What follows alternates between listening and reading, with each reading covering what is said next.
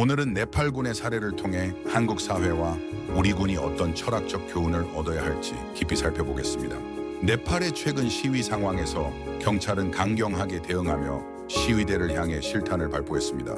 그러나 놀라운 점은 군이 경찰과 같은 방식으로 움직이지 않았다는 것입니다. 오히려 군은 시민들을 보호하고 무분별한 폭력 사태가 더 확산되지 않도록 균형을 잡는 역할을 했습니다. 이것은 단순히 하나의 사건이 아니라 군의 정체성과 임무에 대한 철학적 질문을 던집니다. 군은 단순히 무력을 행사하는 집단이 아니라 국가와 시민 사이의 신뢰를 이어주는 중요한 제도적 축입니다. 역사적으로 많은 나라에서 군이 권력자의 도구가 되어 국민을 억압할 때 사회 전체가 붕괴하거나 내전으로 치닫는 경우가 많았습니다. 반대로 군이 헌법과 국민의 편에 서서 균형을 지킬 때 국가는 오히려 안정되고 제도는 신뢰를 얻게 됩니다. 네팔의 사례가 보여주는 것은 바로 이런 군의 중립성과 시민 보호의 철학입니다. 우리 한국 사회도 이 교훈을 명심해야 합니다. 권력의 압력이나 정권의 이해관계에 따라 군이 움직인다면 사회적 갈등은 오히려 폭발할 수 있습니다.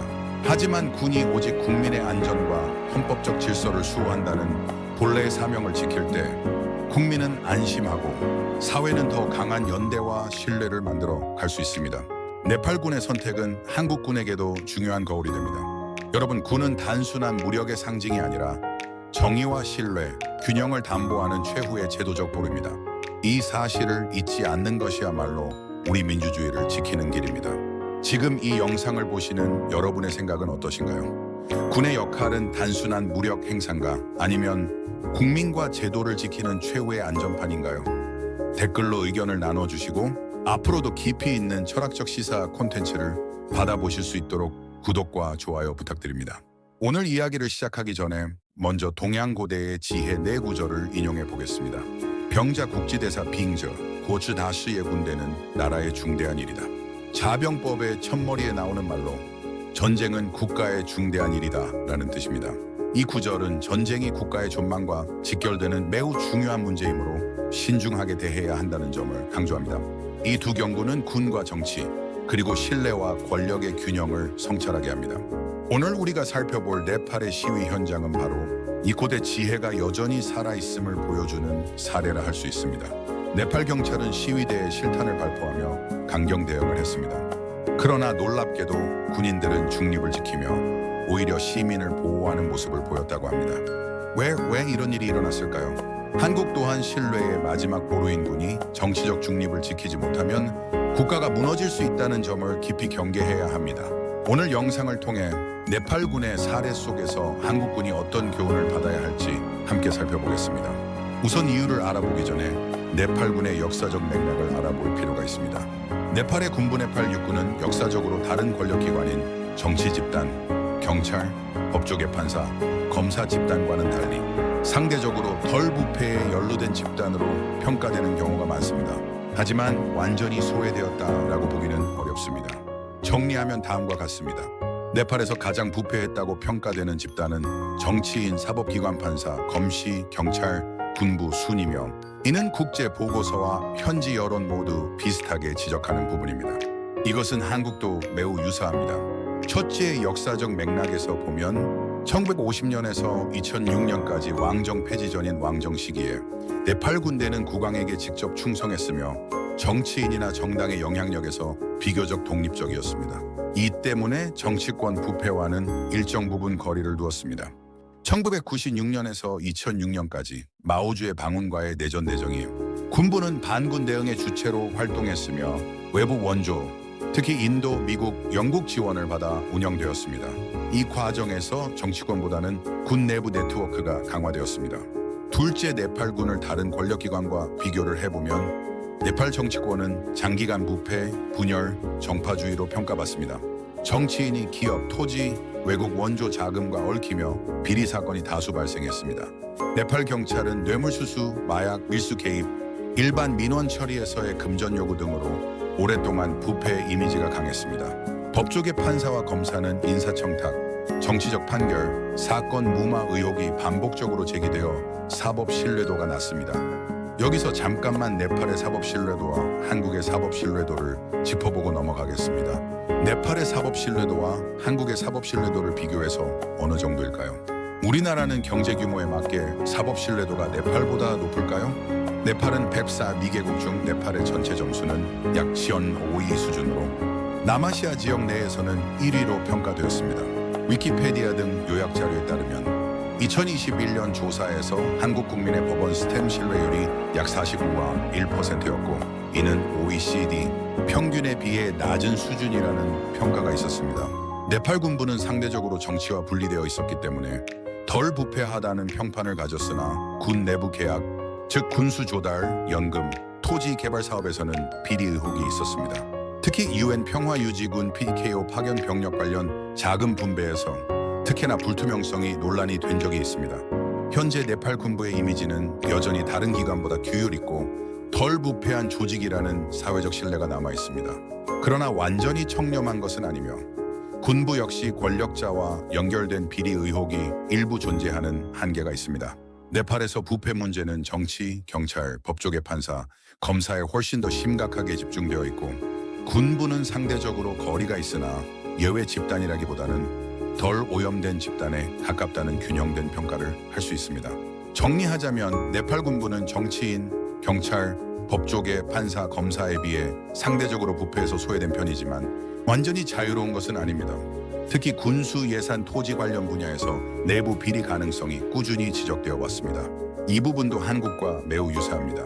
네팔 군부가 다른 권력기관인 정치인, 경찰, 법조계, 판사, 검사와 비교할 때 상대적으로 부패, 이권에서 소외되었다는 점은 군부 내부의 심리와 태도에 일정한 영향을 미쳤을 가능성이 있을까요? 우선 상대적 박탈감과 군부의 자존심에 부정적 영향을 미쳤을 수도 있습니다. 네팔 군부는 스스로를 국가의 수호자로 생각하며 다른 권력기관보다 규율과 희생과 국가 헌신을 강조합니다.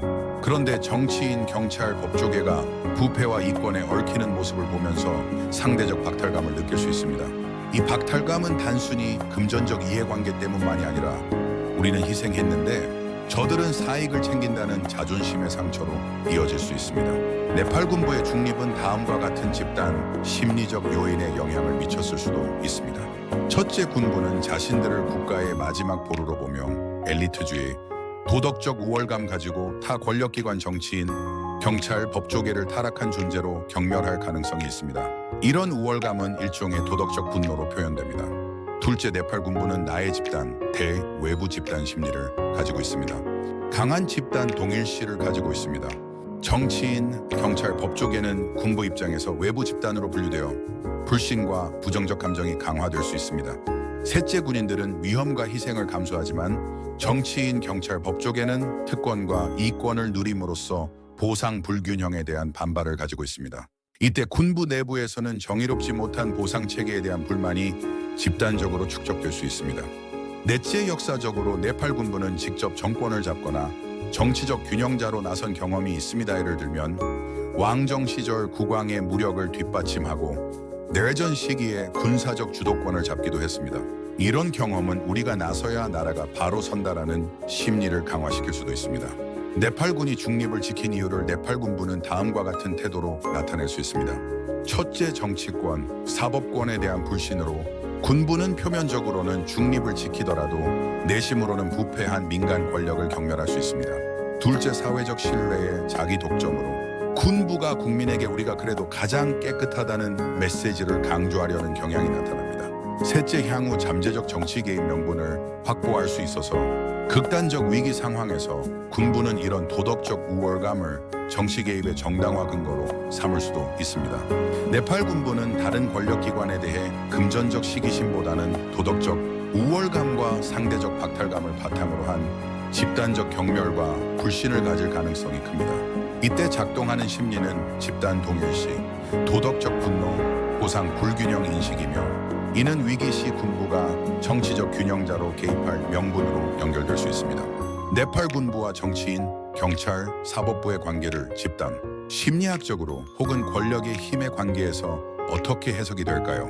네팔 사례처럼 경찰은 시위대에 강경 대응을 하고 반대로 군부는 중립적이거나 시민을 보호하는 태도를 보였다는 것은 단순한 우발적 현상이 아니라 집단 심리와 권력 관계 차원에서 해석할 수 있습니다. 우선 군과 경찰의 기능적 역할 차이를 보면 이해를 할 수 있습니다. 경찰은 정권과 직접 연결된 기관으로 치안 유지라는 명목 아래 정치인, 사법부, 판사, 검사의 지휘 아래 사실상 정권의 방패 막이 역할을 합니다. 따라서 정치적 압력에 민감하고 시위대에 강경 진압을 가할 가능성이 높습니다. 이것은 어느 나라든 마찬가지입니다.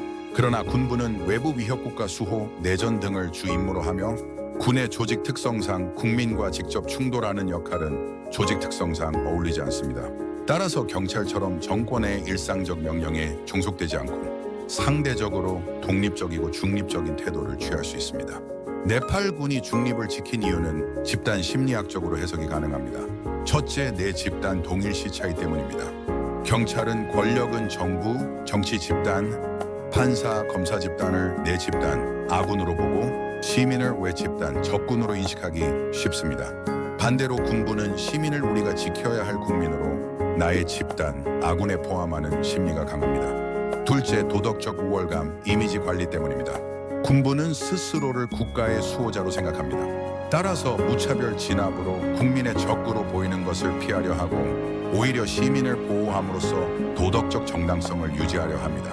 셋째는 상대적 박탈감의 반작용 때문일 수도 있습니다. 앞서 말씀드린 것처럼 군부는 정치, 경찰, 법조계가 부패에 연루되는 것을 경멸하는 경향이 있습니다. 따라서 경찰이 시위대에 폭력을 행사하면 군부는 오히려 시민 편에 서서 우리는 다르다는 것을 행동으로 증명하려 할 수 있습니다. 네팔군이 중립을 지킨 이유를 권력 관계의 관점에서 보면 경찰, 대, 군부는 권력 내부에서 서로 견제하는 관계일 수 있습니다.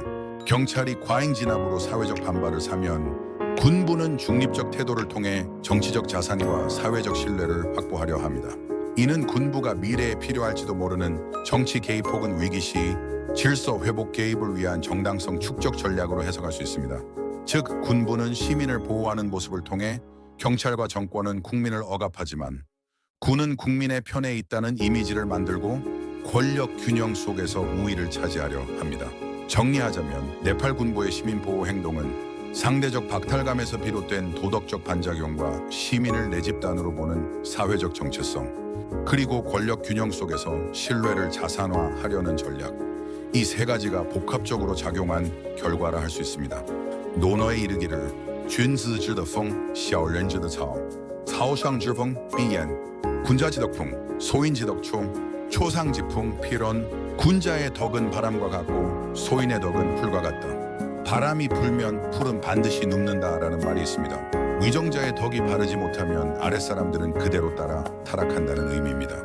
병자국지대사야 빙저, 고즈다스의 군대는 나라의 중대한 일이라는 뜻입니다. 군대가 단순한 무력 집단이 아니라 사회적 신뢰와 권력, 균형의 중요한 축으로 작용한다는 사실을 보여주는 사례라 하겠습니다. 논어에 이르기를 정저정예, 지수이정, 수간부정, 정자정야, 자수이정, 수간부정이라는 말이 있습니다. 정치란 바르게 하는 것이다. 지도자가 바르게 하면 누가 감히 바르지 않겠는가라는 의미입니다. 즉, 정치가 타락하면 사법 행정도 어그러진다는 의미입니다. 다음 영상은 한국 네팔의 권력 집단 부패 순위에 대한 영상입니다. 오늘 강연이 흥미로우셨다면 구독과 좋아요로 함께 지혜를 나누는 여정에 동참해 주시기 바랍니다. 그래, 아마는, 네, 감사합니다.